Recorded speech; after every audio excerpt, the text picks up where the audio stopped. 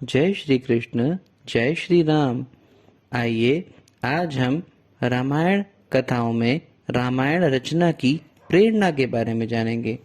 महर्षि वाल्मीकि गंगा नदी के किनारे अपना आश्रम बनाकर रह रहे थे। एक दिन नारद मुनि वाल्मीकि आश्रम में पधारे।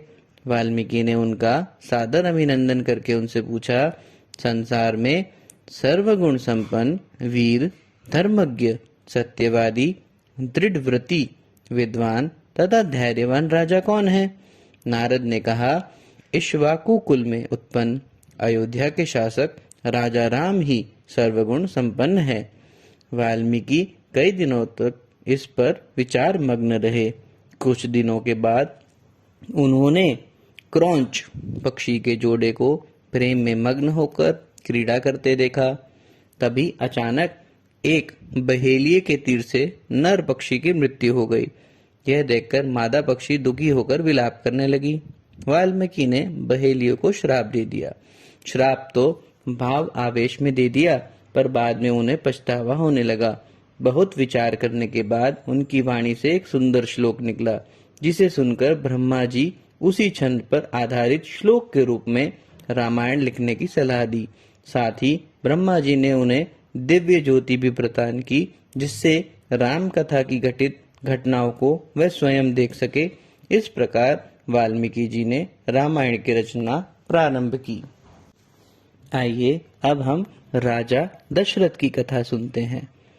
रामायण की रचना बहुत समय पहले हुई है। उस समय कौशल नामक एक शक्तिशाली और समृद्ध राज्य था। कौशल राज्य सरयू नदी के किनारे स्थित था। अयोध्या कौशल राज्य की राजधानी थी। आलीशान महल, सुंदर उद्यान, चौड़ी सड़क और हरे भरे वृक्षों से घिरी होने के कारण अयोध्या की सुंदरता देखते ही बनती थी।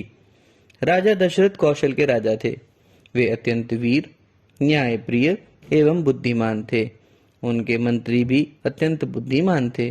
मंत्रिमंडल में कुशल, सुमंत्र, राजगुरु महर्षि वशिष्ठ जैसे सुयोग्य लोग थे, जो राजा दशरथ की राज्य को सुचारू रूप से चलाने में सहायता करते थे।